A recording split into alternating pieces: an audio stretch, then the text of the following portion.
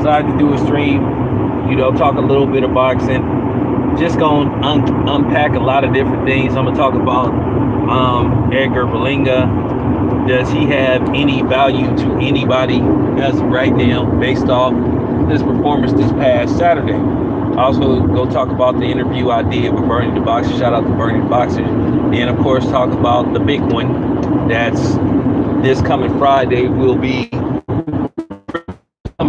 and Saturday will be exactly a month away from the super showdown between Errol Spence and Terrence Crawford. Then throw in a bunch of other things. One of the things I want to talk about, Eddie Hearn said something very interesting.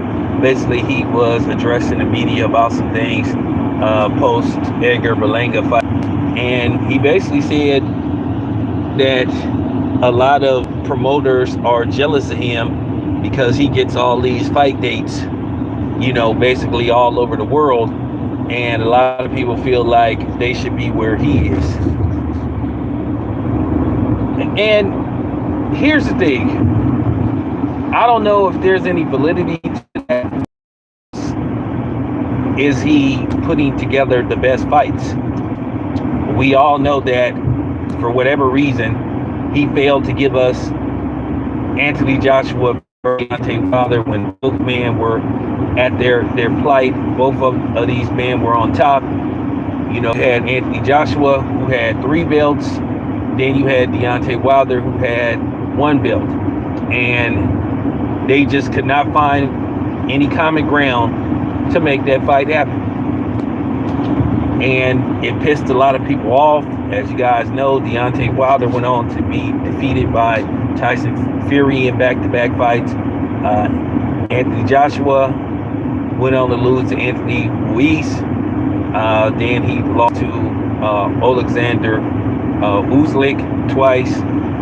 And then his last outing, he didn't look too impressive. But at the end of the day, there's still demand for this fight. Not high demand, but there's still enough demand for this fight to where people want to see it. Just like you had Kell Brook versus Amir Khan, even though the fight should have happened years ago, but based off the fact they couldn't find basically venues, and it prolonged the fight when it could have been big, like maybe 5 or 6 years ago. But the fight eventually happened, and people still tuned into it, even though it kind of was like past its expiration, but it still happened. So now you have Errol Spence versus Terrence Crawford. 5 years in the making. A lot of hurdles had to be jumped over, but it finally got made. And then you hearing that Errol Spence is kind of admitting that the people that kind of held up the fight was on his end, the other side of the street, because they wasn't trying to pay Terrence Crawford. Which, that's something that I said. And then you had a bunch of these managers sitting up here trying to tell Terrence Crawford how much he was worth and how much he should take, and he should take whatever Errol Spence gives him, and that was from the Errol Spence butt boys, who think that whatever they say goes, and they think they can come on somebody's channel, think they can try to debo them and all this stuff, in the like, oh yeah, you got to support Spence because we say so. Listen, I'm gonna say this once again. I rock with whoever I want to rock with. Like I said, I'm not from Texas. I have no obligation to basically be an Errol Spence apologist. I'm from California. Real talk. But you see this kind of stuff. And to a certain degree, some of these Errol Spence butt boys are just blatantly pathetic. Is they sit up there, they can't even be objective. They can't sit up there and just listen without them being extremely emotional and sensitive.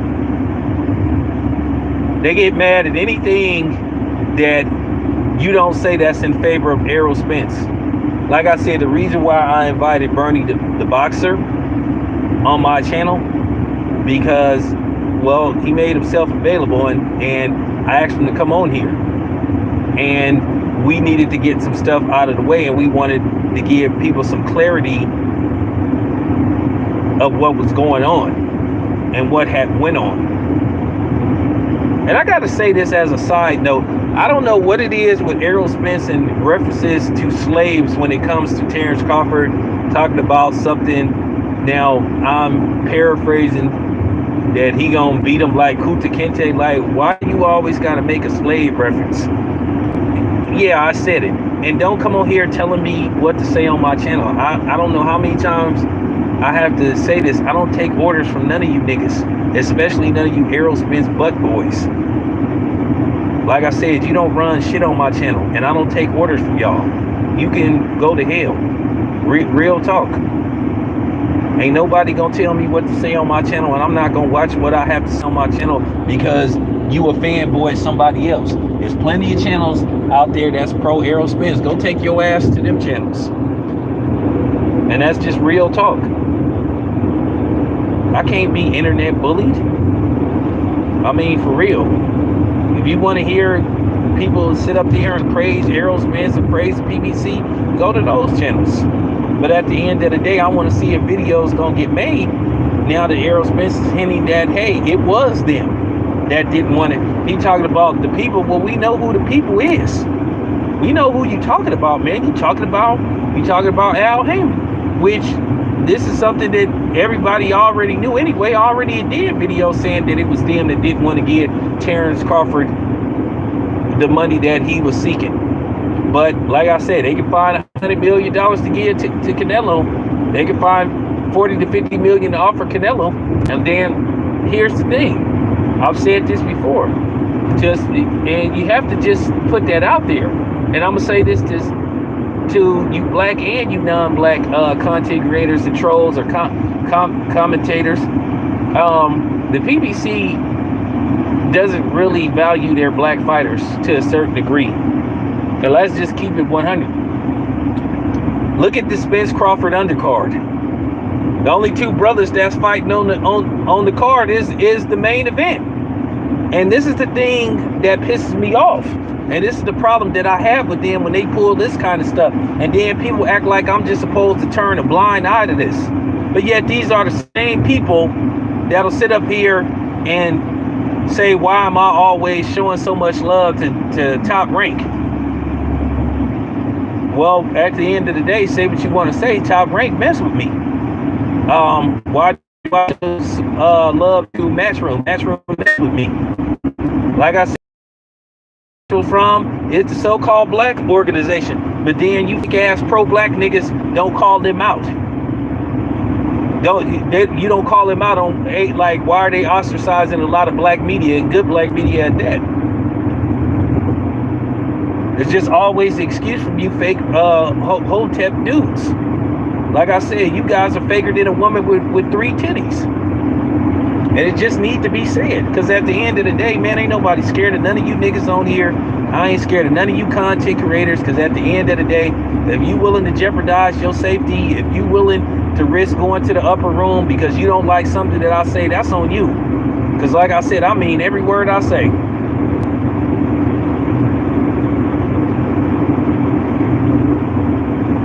So I'm just saying, you don't hear nobody talking that undercard. I'm sorry, that undercard is trash. It's a horrible undercard. You might as well not tune in to the main event. But you know, ain't none of you fake pro-black dudes gonna say anything about that. Because you want to push an agenda like praising, like for real, I keep telling you, Al Haymon don't give a damn about the black community whatsoever. The only color he care about is green. It's obvious he don't value his own community because at the end of the day, look who on the undercard. And I don't want to hear this stuff about, well, you know, Boots was going to be on there, but he turned it down. So Boots is the only black fighter that the PBC had. Last time I checked, they got plenty of them. They could have at least evened it out. But that's what I'm saying. It's always catering to the Hispanic community. Like I said before, just like they found $100 million miraculously to offer Canelo for 3 fights, but then they didn't want to give Terrence Crawford nothing. But like I said, you fake pro-black niggas don't be talking about none of that stuff. And like I said before, anybody that got a problem with me talking about race, don't come to my channel. Nobody asking you to be here. I'm not anybody else. Don't come here talk about, well, so-and-so don't bring, that's them. Everybody knows how I roll. So I'm not forcing you to be here. If you can't tolerate me or something, talking about race and talking about these type of issues. Now, the funny thing is, I'm talking about race pertaining to, people that's not black. I'm talking about race pertaining to the black community, basically dogging out other blacks. Nobody wants to answer that question. Like I say, these dudes sit up here twiddling their thumbs, but like I said, all of a sudden, they was called, like I said before, they was talking all that, you know what I'm saying, white supremacy, master stuff with Eddie Hearn and Top Rank. But okay, so what's going on with the other side of the street? Are you guys gonna make videos talking about how Errol Spence hinted that, well, basically it was them who prolonged the fight, which I've been dudes, and we all know that the Errol Spence butt boys ain't gonna say nothing. Just like they didn't say nothing about Jerry Jones. Just like Errol Spence ain't saying nothing about Jerry Jones. I know that was a long time ago, right? People can change. That was a long time ago, right?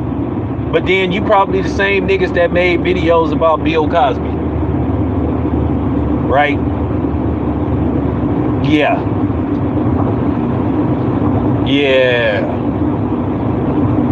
That's what I mean by inconsistent blackness, and that's why a lot of people make fun of you dudes. And that's why we not taking serious.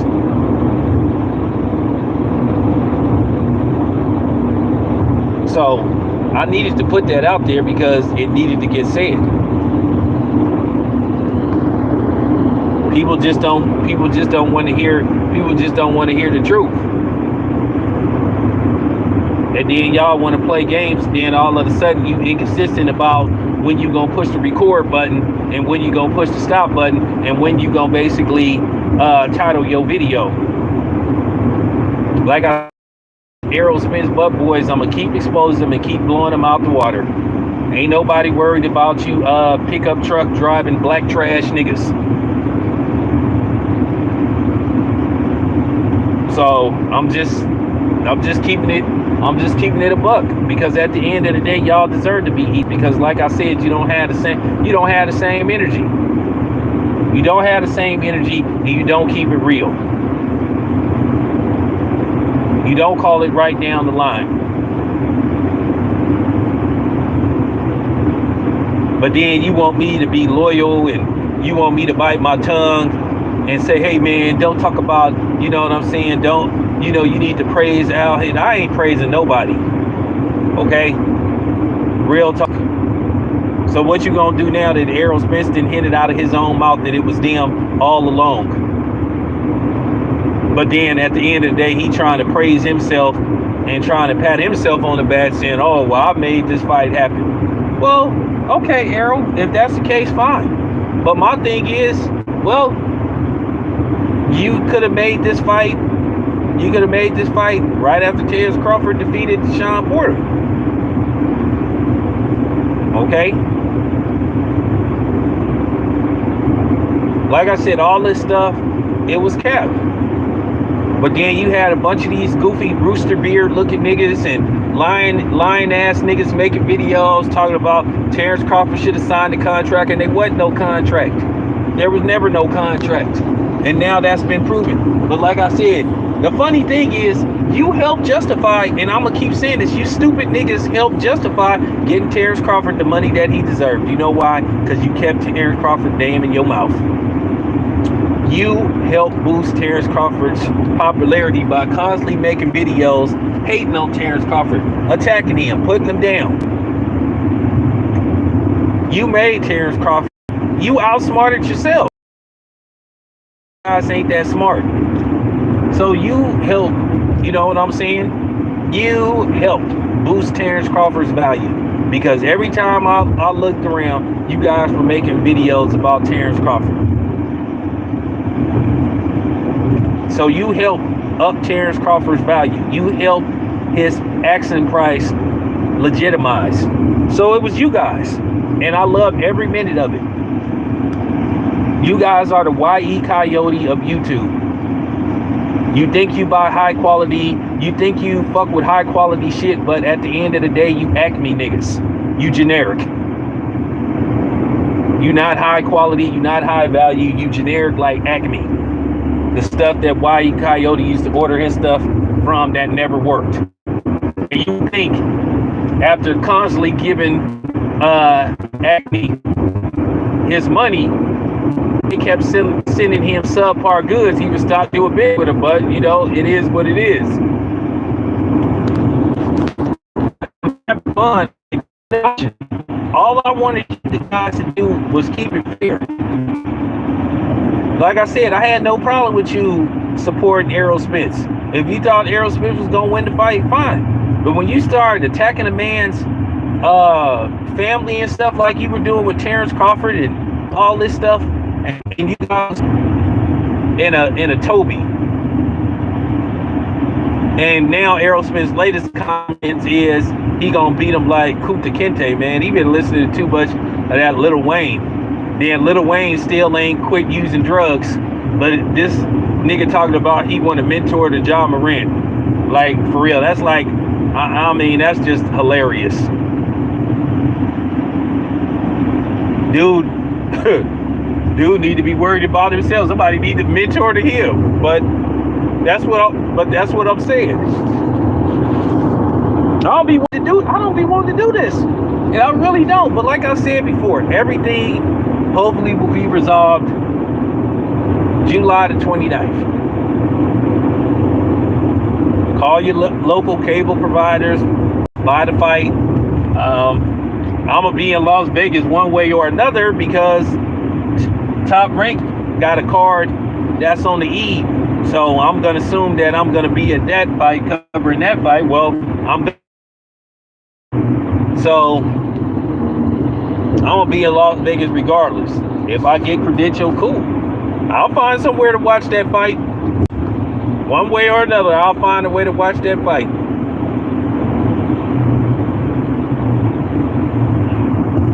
But yeah, I'm just saying this just had to get said, man, because like I said before, the politics and the inconsistency with a lot of these Negroes on here is just mind-boggling. Consistent at being inconsistent. I'm just saying, if you're gonna try to talk all that pro-black stuff, you got to be consistent right down the line. And that's what I'm saying. I laugh at dudes like Cornball Fred.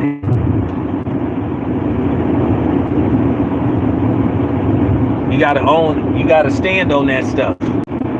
And that's just real talk. But we are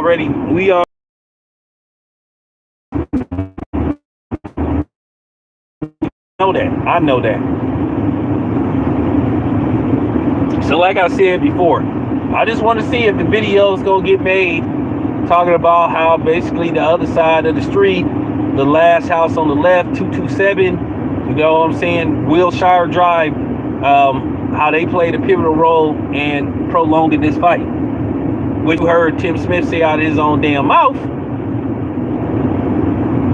that we didn't know if this fight was going to happen because we didn't want to give Terrence Crawford that was into him.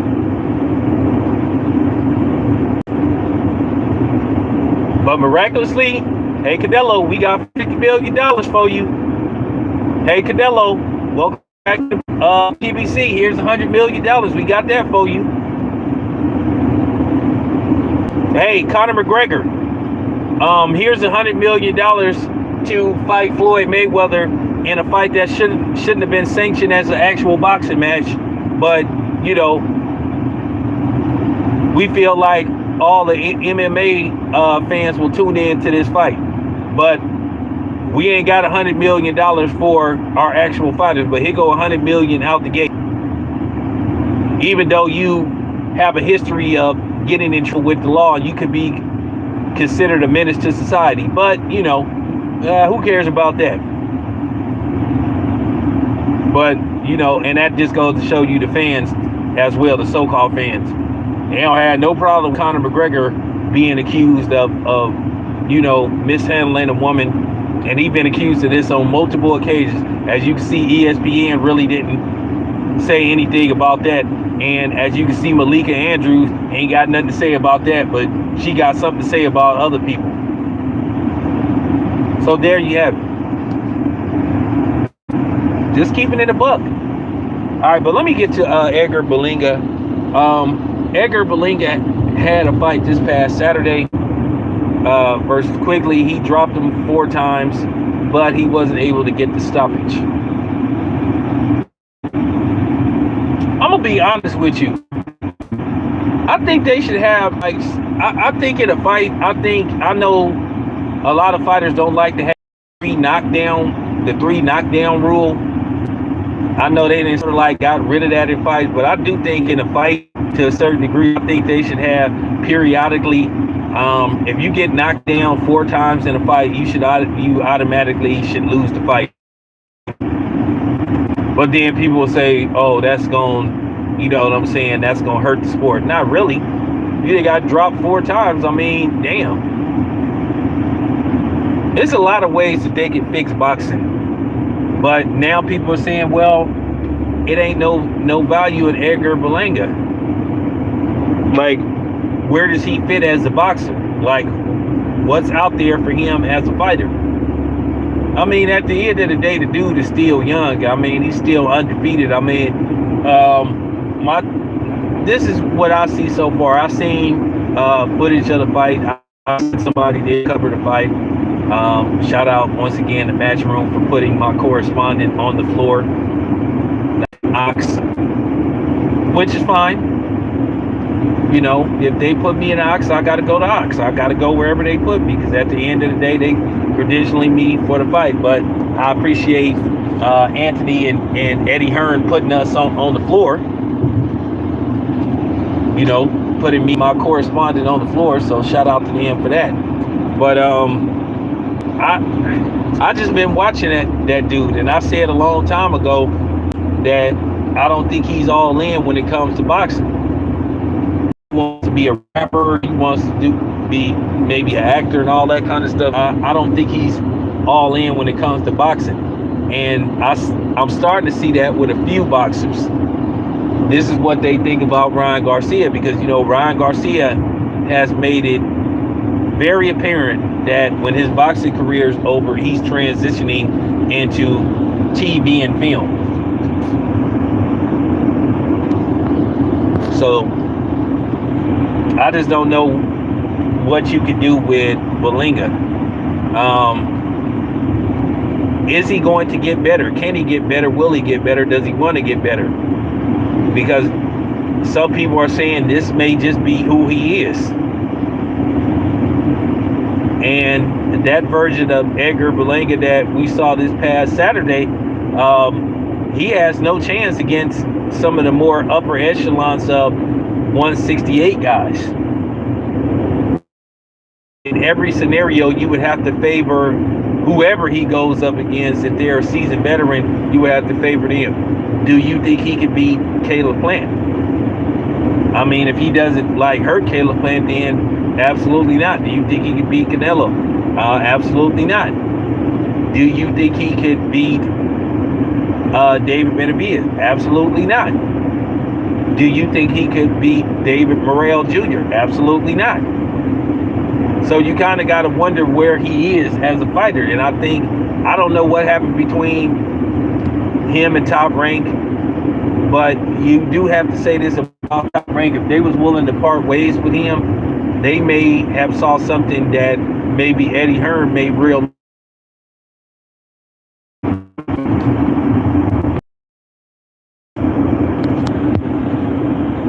So,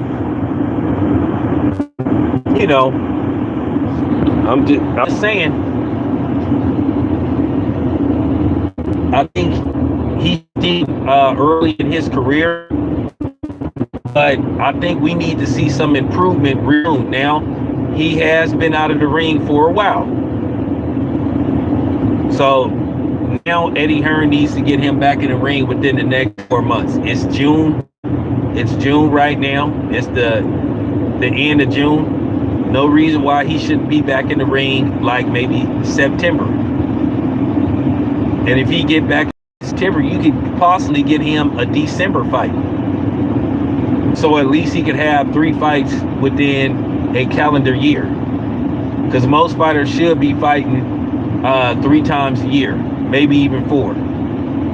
So there you have it. Anyway, appreciate you guys tapping in. And to that troll that came on my channel, you need to get a life. But obviously you don't have one. But